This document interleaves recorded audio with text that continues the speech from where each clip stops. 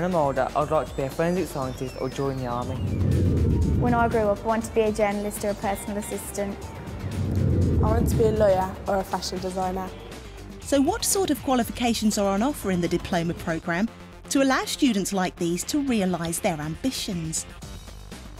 The first diploma courses are being piloted from September 2008.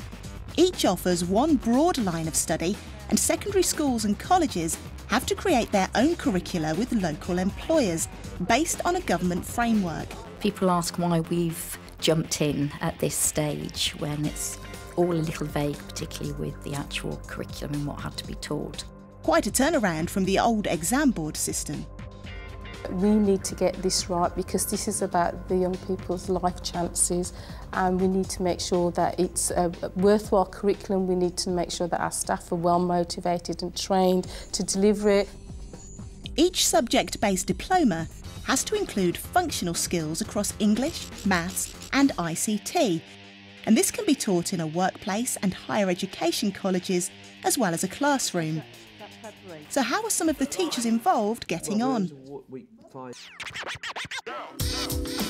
Two consortia are planning their diploma curriculum, but in quite different ways to fit their own situations.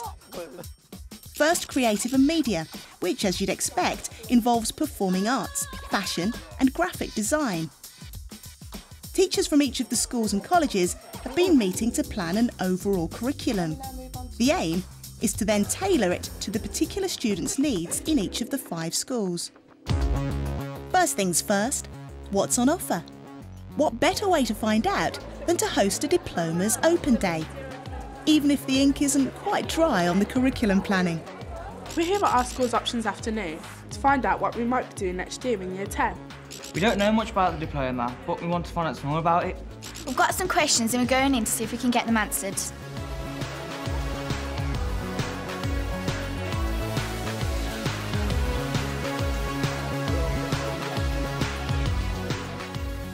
I'm not actually sure about taking the diploma because I want to be a forensic scientist, but I don't know whether it'll lead me down the right path. At your age, you really need to keep your options open. So I think it's important that you have a wide range of skills that you develop from the qualifications that you have, that an employer would want as well.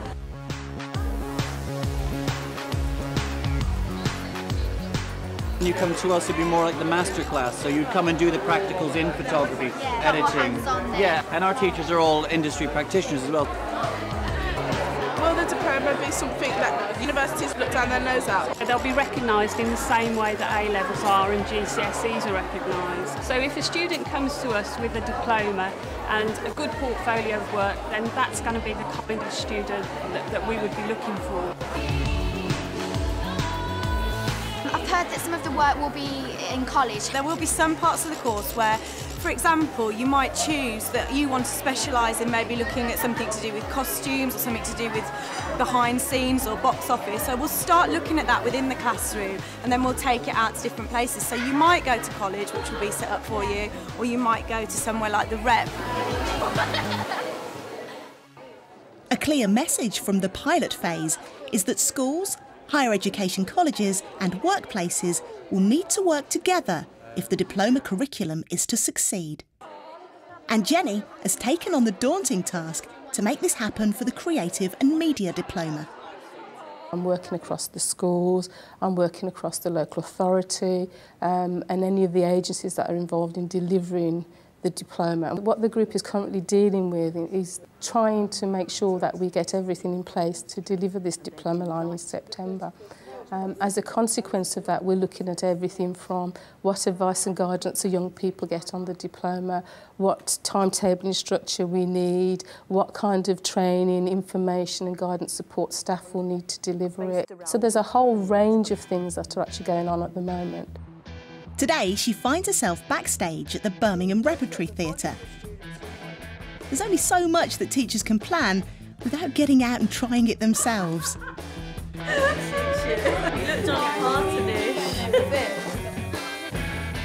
This diploma is about tapping into your specialism and your expertise, which we don't have in the schools. We have our own staff with their own expertise, but there'll be elements that clearly the schools will not be able to do without support and help from you. What I'm aiming for are learning experiences which are hosted by the rep at school and by the use of online resources. Students have a virtual tour of the theatre and they can go into wardrobe on the virtual tour and watch wardrobe working. What about the hands-on experience? That's what I was that's the whole idea with the diploma. I know when we've done the tour, we've gone down into wigs. That's all I want. I want to get my hands on it and start having go, and that's what the students want to do as well. In terms of principal learning, are you talking about the Units 1, Unit 2, Unit 3, the units that the students have to undergo? For example, Unit 1 scene and Unit 2 performance. See, that's the information that I need to get my head around now a little bit more. Because the diploma has been evolving, we have the opportunity and the forum to talk the ideas out, so that now, more than ever, schools and industry will develop the work that we're going to deliver together. The first thing I did, and which I showed to the teachers today, was come up with some very generic ideas about what we might provide, knowing the rep, knowing the essence of the diploma and knowing the schools that were involved. It's one of our big anxieties that there will eventually be hundreds of pupils wanting to come through the rep. So what we're looking to do is to create these quite wide generic packages of learning which are geared towards certain aspects of the diploma, which then in liaison with the individual schools, we can tailor very, very slightly. So, for example, 2 schools are really interested in makeup. We might get a makeup person in for the day and we'll all do a workshop together. So it might not always be possible to do it at the rep, but maybe someone from the rep might come along and they'll be prepared that it's 2 hours and they get to put makeup on people and see what kind of stuff goes on. I'm quite keen on that, in taking the rep out to schools. So, for this consortium, the links between schools and industry are cementing. Just 5 miles away, our other consortium is piloting the engineering diploma. They're meeting together like the creative and media teachers, but their idea is different. To deliver as much of the course as possible centrally, using a hub as their diploma base. Students and teachers from 5 local schools will come together to one site on a weekly basis. And yes, just as much planning is going on here too. We decided to use the CLC as the hub for the diploma because of the resources that are needed. The engineering diploma is very expensive to resource and it's not really possible for 5 schools to have all those resources themselves. You're dealing with 5 different schools, 5 lots of teachers, 5 head teachers, 5 timetables. When we first got through the gateway, there was no real documentation and the teachers really didn't know what they were teaching. Then once we got the syllabus from the exam board, we were able to start having the meetings with the teachers. The first thing that they decided to do was to work in pairs. We have to have that facility so that we can move from one set of units to the other mid-year. When I saw the diploma first of all, I was hesitant, but I did a bit of background reading. We met as a group with the other members of the team, and as we started to roll, I could see that it had more future. You've all done brilliant schemes of work and lesson plans. I want you to look at the assessment and how that fits in. Because it's a team teaching delivery, we'll have 2 teachers teaching each unit, 30 pupils. And what we're doing is we've split the units up so that we're going to be delivering our specialism. Research and development. If we actually look at some domestic product or personal product and actually get them to actually do a task with them, it should show how technology's helped and improved and moved things along. You see, the mobile is an obvious one, but we want to use that one for the assessment, don't we? Yeah. Vacuum cleaner. Yes. Dyson. A vacuum cleaner. So, team planning, using their expertise, seems to be working. But for success, the team has to build outside the school too. We've got various employers on board, though in terms of actual delivery of units, we haven't spoken at this stage. What we are aware of is that we are going to be wanting different things. The type of experience that we're looking for will be a different experience. Bob and Keith have certainly found a different experience. Wing mirror's nearly touching the ground this side. An experience where suddenly the teachers are not in the driving seat. That is not a pothole, it's a crater. After the ups and downs of planning in the classroom, Brought my flippers if somebody had told me. the rocky road to developing that diploma curriculum still has a long way to go. With one of their local employers, Land Rover. What was that? I don't want to do that in my car. And today is just the start. The research and development and the design section now are Unit 8. Aesthetics versus ergonomics, and also economic versus environmental. Oh, right, okay, yeah.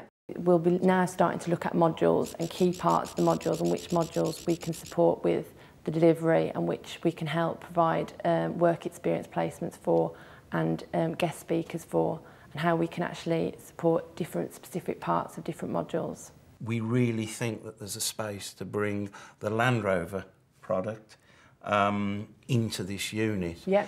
Especially with the new LRX Yeah. Land Rover that's coming out, because I understand that's a hybrid. A lot of work has been done by Land Rover over the last few years to deal with that environmental issue, and so we can give them access to all that information and perhaps get people to come in and speak to them about it. And could the students come and have a look at this sort of the way that you've incorporated new technology for these developments? Well, there's only one concept vehicle at the moment, so there may be some confidentiality issues around that. But as the press launch has been done, it should be a lot easier to get involved with the designers and how they start designing it. But whether you can actually see an actual vehicle, we'll have to look into that. So far, it's all planning meetings, meetings to talk about meetings, putting structure in place to enable good working practices to flourish. And the first phase will come into force for some students in September. How is everyone feeling about it? I think the progress we've made so far is quite amazing, from having the idea of doing a diploma to actually getting 5 schools with a common timetable and 5 teachers who, despite the problems inflicted on them by timetabling and everything, they are still so enthusiastic. There is still a long way to go, but I think a lot of the stuff that we have to do now is it's little problems that can be overcome. I think what you'll find is that the group that have come together because they actually have a real interest in forging new curriculum pathways for young people. It's about taking this as an opportunity to shape the curriculum. I wouldn't be doing this if I didn't think it was worth it. And that sounds a bit pat, but it really, you know, I wouldn't be doing this now if I didn't think it was right.